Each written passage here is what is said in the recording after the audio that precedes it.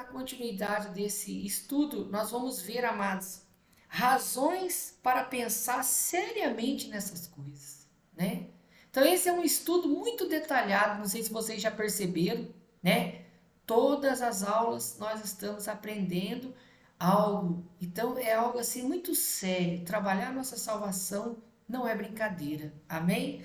Então, nós vamos ver, ó, a nossa vida desfaz-se rapidamente, né?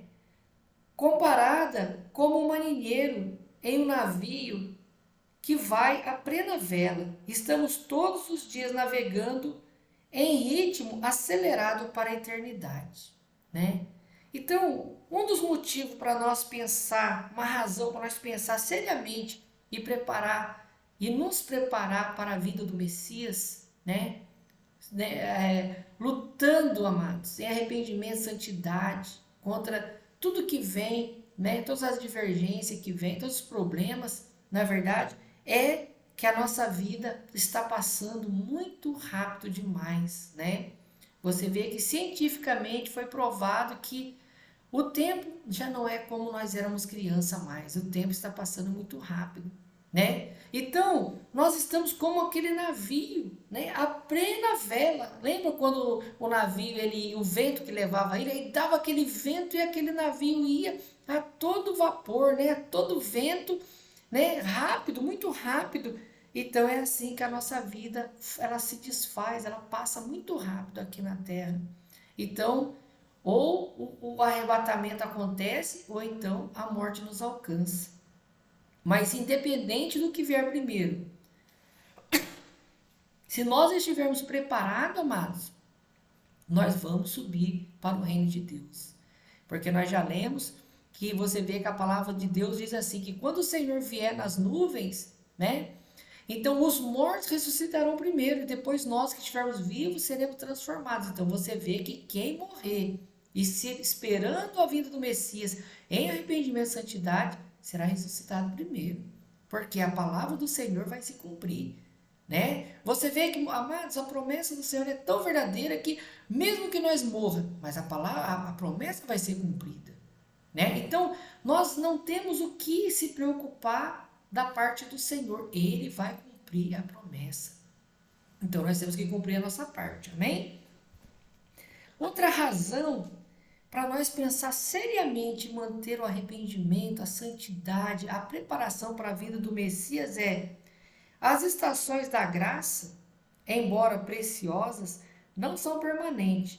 Misericórdias abusadas murcham, como a pomba de Noé.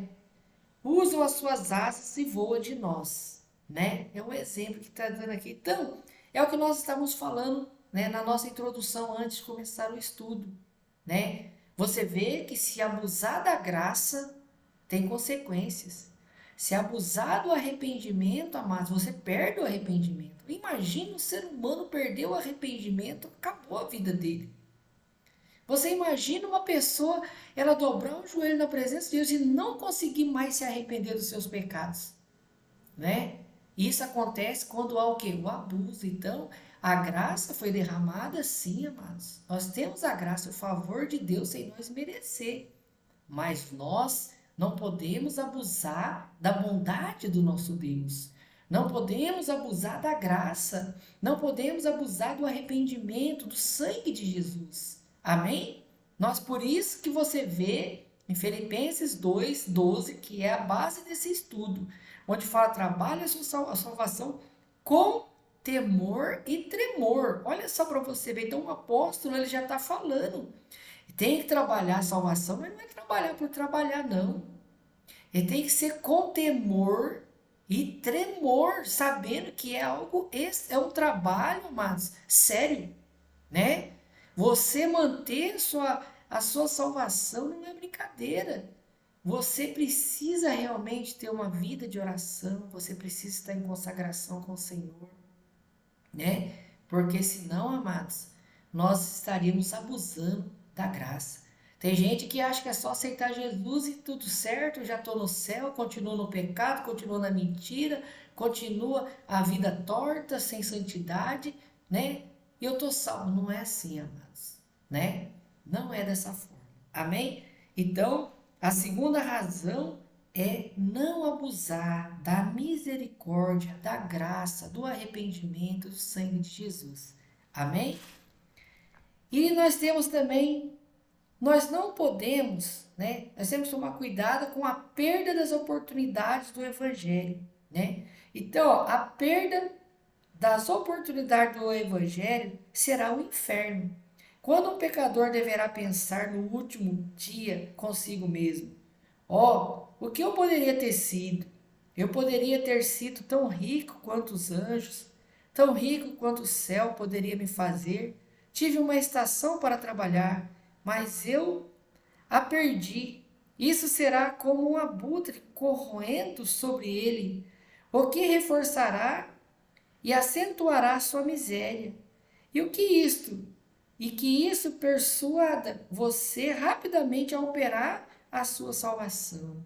Amém, amados? Então você vê, vai chegar um dia, amados, que as oportunidades terão passado, né? Como aqui fala assim, a pessoa pensa assim: puxa vida, eu poderia estar no céu com os anjos, poderia ter adquirido as riquezas celestiais, eu poderia estar do lado do trono do Senhor, eu poderia estar cantando no coral dos anjos, dos querubins, dos serafins, eu poderia estar naquele trono que o Senhor promete, um trono, deixar eu sentar no trono, o Senhor promete coroa, o Senhor promete as ruas de ouro, eu poderia estar lá, mas eu não estou. Por quê?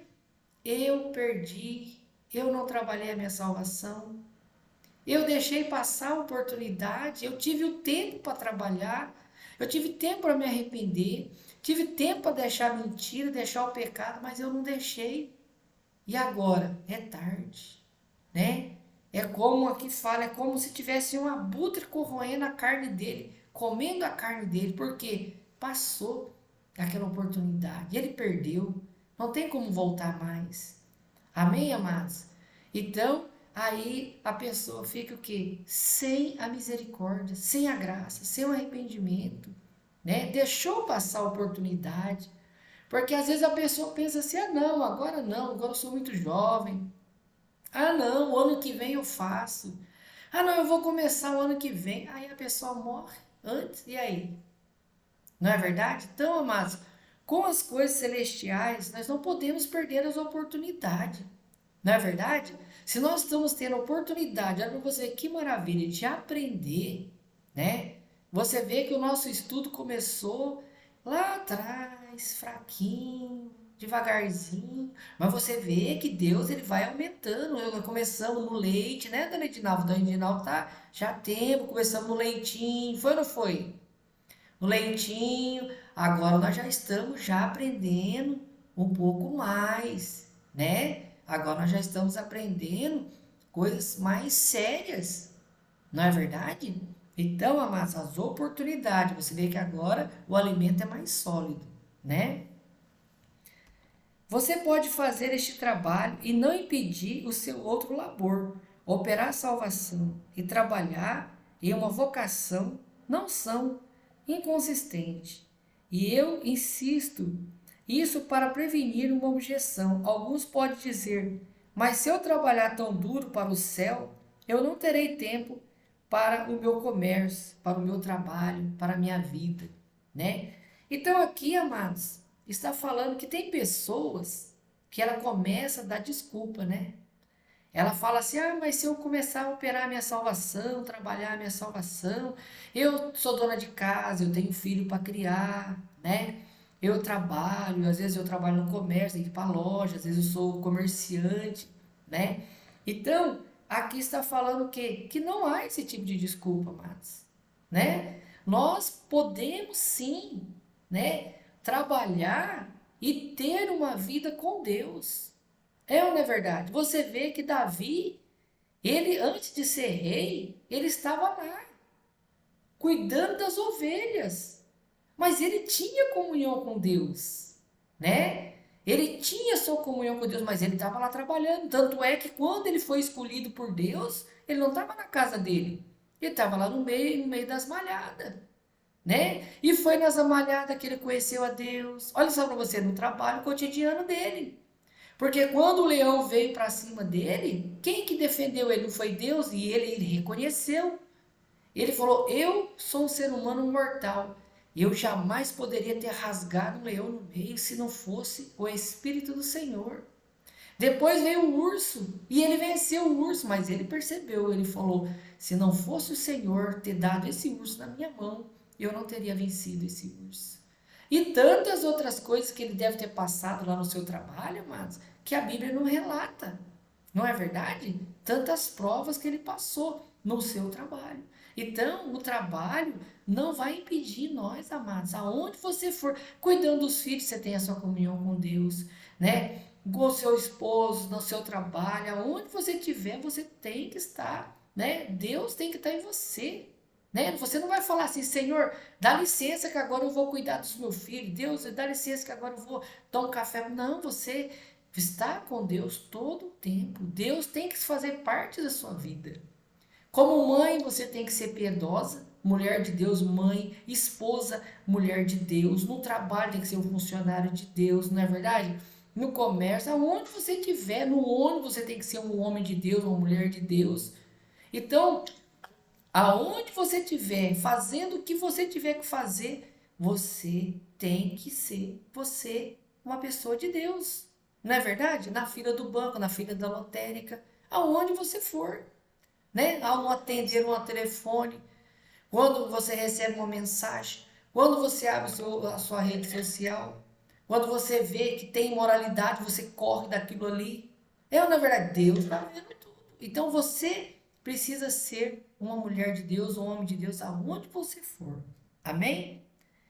Então, tem pessoas que sempre eles falam, né? Ah, mas se eu for operar minha salvação, se eu for orar, se eu vou mandar meu comer, eu não vou deixar minha vida cotidiana, não, de maneira nenhuma, né? Você pode estar lendo 2 Tessalonicenses, você anota aí para você ler depois, 2 Tessalonicenses 3:11, amém? Onde a Bíblia ela vai nos orientar a viver a nossa vida, mas na presença de Deus. Fazer todos os nossos afazeres, mas na presença de Deus. Amém? Deus nunca selou um mandato de ociosidade. Ele ordena ambos e elogia a diligência em uma vocação, o que pode encorajar-nos bastante para cuidar da salvação, porque este labor não vai tirar o nosso outro trabalho. Amém? Então, mas nós podemos ficar tranquilo que o Senhor, Ele sabe que você é mãe, que você é vó, que você tem seus afazeres, sabe que eu sou motorista, eu tenho meus afazeres, eu tenho que sair, eu tenho que trabalhar. Mas aonde eu for, eu tenho que continuar sendo a mesma pessoa que eu sou aqui na presença de vocês, né? A dona Edinalva me conhece lá no ônibus, né, dona Edinalva? Tô dirigindo lá, tô evangelizando, tô cobrando, mas é a mesma coisa. Não é verdade? Não muda nada, né? E por quê? Porque se Jesus voltar e eu estiver no ônibus, então eu não vou subir? Não, eu vou, tô ali vigiando, né? Vigiando as imoralidades, e vigiando as pessoas com palavrão, não é verdade? Evangelizando ali, né? A pessoa às vezes vem querendo arrumar briga, a gente baixa a guarda, deixa para lá, para não prolongar as coisas, para manter a santidade, manter a pureza na presença de Deus. Amém? E aqui também nós vamos ver agora também a indesculpabilidade daqueles que negligenciam operar a sua salvação. Parece-me que eu ouço Deus contendendo o caso com os homens no último dia, desta maneira: por que vocês não trabalharam? Eu lhes dei tempo para trabalhar, eu lhe dei luz para trabalhar, eu vos dei meu evangelho, meus ministros, eu concedi talentos a vocês para o empreendimento, eu coloquei o galardão diante de vocês, por que vocês não trabalharam para a vossa salvação? Então, amados, você vê que não há desculpa, né? E naquele último dia, Deus ele vai cobrar isso de nós, amados. Ele vai falar assim: eu dei o meu espírito, eu dei o arrependimento, o sangue de Jesus, dei talentos. E eu também coloquei diante de vocês galardão, recompensa, né? Recompensas, porque veja bem, amados, só o fato de nós ser salvos já é mais que uma recompensa. É ou não é verdade? Só o fato da nossa alma não perecer no inferno a eternidade inteira já é um tesouro fantástico. Já é tudo que nós precisamos. Se fosse só isso, já seria demais para nós. É ou não é verdade? Já seria muito. Mas além disso, o Senhor, ele tem promessas. Ele nos chama de filhos. Ele disse que vai ter mesas no céu. E nós nos assentaremos com Isaac, Abraão, Jacó, né? Nós estaremos no céu, nós vamos festejar no céu. Vai haver, né, comemoração, vai haver muitas coisas maravilhosas. O Senhor promete mansões celestiais para cada um de nós, né? Nós vamos morar numa cidade, a Nova Jerusalém Celestial, a cidade fantástica, a cidade perfeita, né? Então, amados, as ruas lá, você vê esses paralelepípedos aí na rua aí, né? Você vê que é uma coisa assim comum aqui na terra, não é verdade? No céu vai ser de ouro, e não vai ser o ouro, esse ouro é fundido pelas fornalhas humanas, não, vai ser um ouro fundido pelo poder de Deus. Então é um ouro puríssimo, né? Vai ser algo assim extraordinário, né? Você vê os ornamentos da Nova Jerusalém, né? As joias, as preciosidades, quer dizer, é uma cidade muito linda.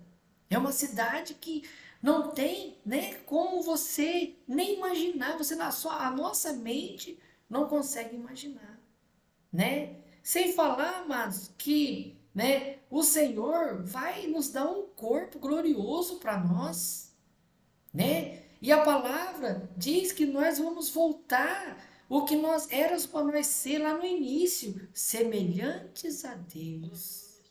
Amém? Você vê que Deus, ele pode conversar e estar com trilhões e trilhões, ou com toda a humanidade, com todo o céu, com todo o reino celestial ao mesmo tempo, porque ele é onisciente, né? O profeta do Senhor diz que quando o Senhor mostrou para ele o novo corpo, as vestimentas que o Senhor dará para nós, ele disse assim que o Senhor também mostrou que nós, no nosso corpo glorioso, poderemos conversar e estar com 500 pessoas ao mesmo tempo. Olha para você ver que coisa fantástica, amados, né? Nós não seremos como Deus. Deus pode conversar com todos ao mesmo tempo, mas nós poderemos conversar com até 500 pessoas e estar com 500 pessoas ao mesmo tempo. Olha o poder, amados, que o Senhor concede a nós pecadores, se nós manter, né, o arrependimento, a santidade, né, para nós entrar no reino de Deus. Então isso, amados, é uma das coisas, né, que o Senhor revela para o profeta e o profeta revela para nós. Amém? Coisas fantásticas, né? Coisas tremendas que você vê que são tantas maravilhas, né? Que isso nos encoraja a lutar cada dia mais para manter a santidade, o arrependimento. Não é verdade? E nós sabemos, amados, que isso aqui não é nada, né? Ainda que nós vivêssemos aí 120 anos, que é o máximo que o ser humano pode viver, né?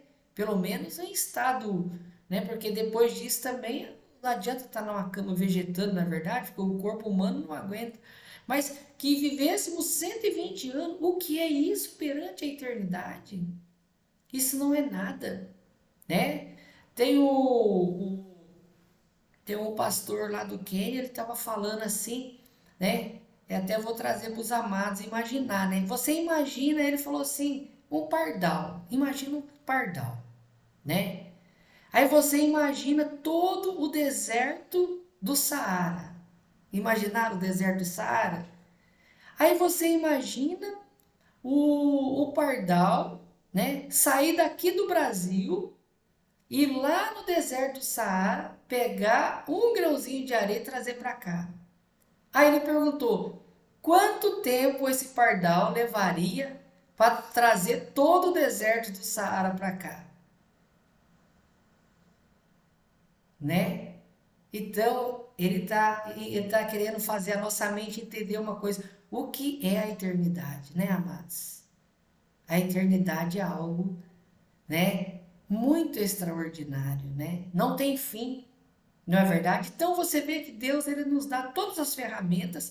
O Senhor está avisando, o Messias está vindo, prepare, né? Quer dizer, ele já está nos alertando, se prepara, né? Por quê, amados? Porque Ele quer que nós estaremos com Ele, estejamos com Ele no reino eterno. Amém? Então, amados, a eternidade ela não acaba, né? E nós sabemos que ou nós estaremos no céu ou estaremos no inferno. Não tem outro caminho, não é verdade? Jesus é o caminho, na verdade, o único caminho que leva para o céu. Por isso ele fala: eu sou o caminho, a verdade e a vida. Ninguém vai ao Pai senão por mim. E isso é a maior verdade que existe, né? Não tem outro caminho. Amém, amados? Então, outra outra razão para nós pensar, né, seriamente em andar em arrependimento, santidade, manter nossa salvação é a miséria inexprimível de tais que não operam a salvação. Aqueles que dormem na primavera deverão mendigar na colheita, após a morte. Quando buscarem receber uma colheita cheia de glória, eles serão colocados para mendigar, como mergulhar por uma gota d'água. Pessoas vagabundas que não trabalham não são enviadas para a casa de correção. Os tais que não trabalharam pela sua salvação, que saibam, o inferno é a casa de correção de Deus, e elas devem ser enviadas para lá. Amém, amados? Então você sabe que a palavra diz: Deus não gosta de preguiça. Não gosta de preguiçoso. Lá em Provérbios ele fala: vai te ver com a formiga, ó preguiçoso, porque ela trabalha para que no inverno ela tenha mantimento. E você? O que você está fazendo? Né? Então, amados, se nós, né, não trabalhar a salvação, então nós vamos ficar mendigando, né? Mendigando e sem nada das coisas celestiais. E então, quem não consegue alcançar a salvação deverá ser lançado na casa da correção, e a casa da correção é o inferno. Amém, amados? Então você vê que o Senhor, ele está nos alertando, né? Nos encorajando para que nós venhamos a não desanimar, amados, né? Quando vier algum desânimo sobre a sua vida, você fala: não, a eternidade é maior, o reino de Deus é maior. Não, se alguém vir chatear você e você pensar em revidar com a palavra, você fala: não, eu não vou revidar. Porque Deus é maior, o reino de Deus é o que eu preciso. Não, eu não vou deixar que o inimigo me faça perder, né, a minha salvação. Eu não vou perder o equilíbrio, mas o Espírito Santo vai me dar o equilíbrio, vai me dar o domínio próprio para que eu não peque contra o Senhor. Amém? E se caso você tiver diante de uma situação, você irá, ou se você até falar alguma palavra, você peça perdão para a pessoa, fala: me perdoa, eu não deveria ter falado isso. Se arrependa, né? Se reconcilia, porque a palavra diz assim, né? Que nós temos que ter a santidade, né? A palavra diz assim, ó: viva em paz com todos, e a santificação, sem a qual nós não veremos a Deus. Amém, amados? Então nós temos que estar em paz. A nossa mente tem que estar tranquila, né? Não pode haver acusação do inimigo, porque a acusação é quando tem pecado oculto. É ou não é verdade? Quando a pessoa pratica um pecado, ela sabe que é pecado, mas ela racionaliza que não é pecado, mas ela fica sendo acusada pela sua própria mente, pelo seu próprio eu, é porque tem pecado oculto. Não é verdade? Mas se você está com a consciência limpa, você está purificada pelo sangue de Jesus, então você não tem nada que possa te acusar. Amém, amados? E uma coisa preciosa, amados, que, né, nós observamos pela palavra de Deus, né? Qual o segredo dos santos que já estão, né, dormindo no Senhor e serão ressuscitados no arrebatamento? Qual o segredo da igreja primitiva, da igreja verdadeira do Senhor, daqueles que já morreram para este mundo? Aqui nós falamos morte, mas no mundo espiritual eles estão apenas dormindo, porque quem recebe o Senhor Jesus e guarda a palavra, guarda o arrependimento, ele não morre, ele somente dorme. Amém? Até que venha o Messias nos ares e desperte, ele ressuscita e ganha seu corpo glorioso. Qual o segredo da igreja? Qual o segredo? É aguardar a vinda do Messias com temor e tremor.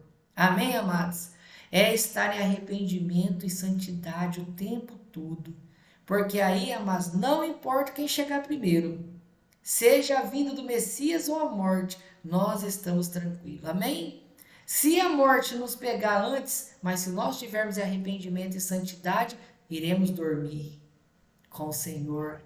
E naquele dia, quando o Messias vier nas nuvens, nós ressuscitaremos e ganharemos o nosso corpo glorioso. Amém? Se o Messias vir e nós estivermos vivos, a palavra diz que seremos transformados, receberemos um corpo de glória e não morreremos, não conheceremos a corrupção. Amém? Nosso corpo nem vai precisar ser sepultado. Amém? Seremos transformados em glória pelo poder do Senhor. Amém, amados? Então, amados, você vê que o Senhor, Ele está nos encorajando o tempo todo, né, amados?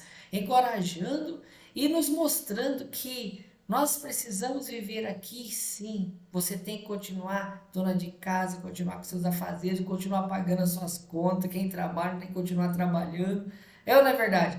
Mas não podemos nos esquecer, amados, que a nossa salvação tem que ser trabalhada todos os dias em arrependimento e santidade.